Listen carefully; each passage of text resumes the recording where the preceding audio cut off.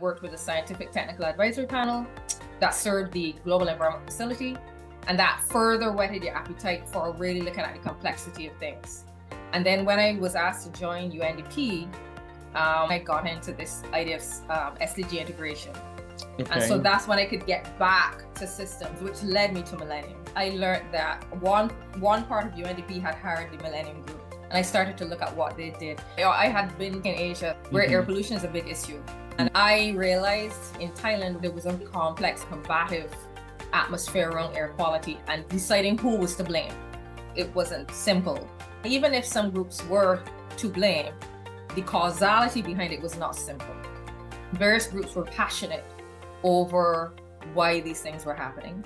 Looking at the group work of Millennium and seeing that they had been already into that sort of area of where it's possible tension, I knew this was an add-on to the usual systems work. I was doing systems in terms of bringing stakeholders group together to talk and verbally come up with something. But that idea of having data behind it, I loved, because it's so hard, especially when you've got different stakeholder groups that were traditionally combative or contentious. The idea of data, something that could make you be truly neutral as you navigate the space and try to bring people together.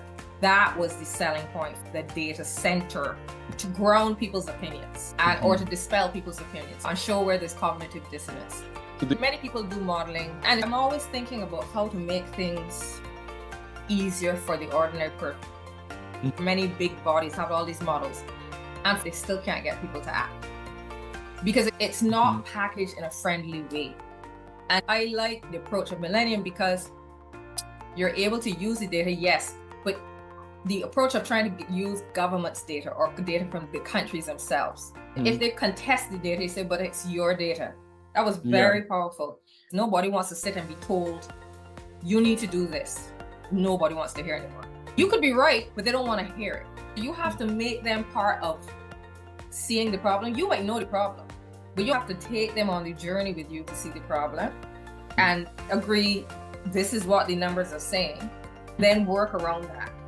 That was extremely powerful in work we did in Southeast Asia. In the case of Thailand and Laos, it was the fires were a big issue. They're seasonal. When it happens, it's terrible. But as our work and data showed us, it actually is not the biggest issue throughout the year. Nevertheless, it was a useful hook to get people and the government interested in looking at work like Millennium and looking at the systemic issues causing it. I started thinking about systems, and then I discovered Millennium. And it was like, perfect. There was an underlying thread that people were slashing and burning, but no one was asking why. It was just, they need to stop. No one was asking that question. There was discussion about cars and things. No one wanted to talk about construction being a pollution source. So there were all of these gaps. So I went in and said, how about we try to look and see if we can verify the sectoral contributions in a particular spot, because we knew it's a large area. So we only focus in one area of Thailand and one little area of Laos. How about we do an experiment where we actually use data to validate the perceived areas of contribution to the air pollution? If we have those numbers, we could match the investment required to mitigate it. We can work with you to talk about the solutions. That was easier than for our local counterparts to work with people because there was no tone of accusation. Everyone had the same voice. Everyone thought they had a big picture. What I found was interesting with how Millennium went about it was like a typical systems engagement. There was the idea of asking them, tell me what sectors you think contribute. Because we had international specialists or regional specialists, they could speak more neutrally. They might say, did you consider the construction? They could throw in other things. It was useful to have that approach because if someone gave a different idea, people could go, oh, never thought of that. Millennium could say, well, actually, we found some data. It was educating as you went. I think Millennium was invaluable in creating the space for those discussions. If I charge up in a government office and tell them, hey, you're wrong, that's not gonna happen. On the other hand, if we're all sitting together, discussing it, writing in a virtual or actual space on a board, how about this, how about that? Then it's like, oh, and when you start to propose the interconnections, then you've got that agreement. What I liked is that we were also asking them, openly. What would the policy response be to these things that you're proposing? That I actually thought was very interesting, because you had people saying things they thought, nothing was based in actual proof. Right? We were able to build it, blend with all these sectors and all of the policy responses as they saw it. Because they had concrete interventions, Millennium can cost it. I remember when we were doing the interface, I love the design that Millennium came up with on the interface. You can click and drag your numbers. And that opened my mind to gamification.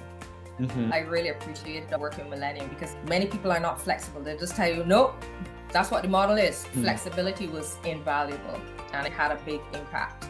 When we did the simulations, one of the things that really surprised was their realization that the fires were not actually the biggest contribution annually of air pollution.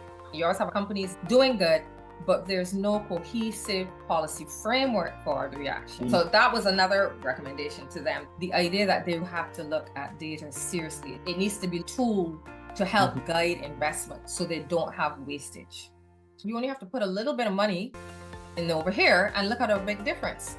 It helped them see your passion about something, or the emotional impact of something.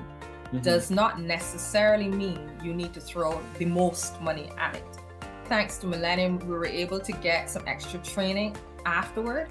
So some Thai people from UNDP Thailand, they got the extra training to improve the back end of the model data and look at how to expand policy options in the model. I know it made an impact. I know they were happy about it, and since I left, they came back asking for assistance improving it. It did make an impression on people, and it made them look at the issue very differently. It made the local government realize where they were wasting money.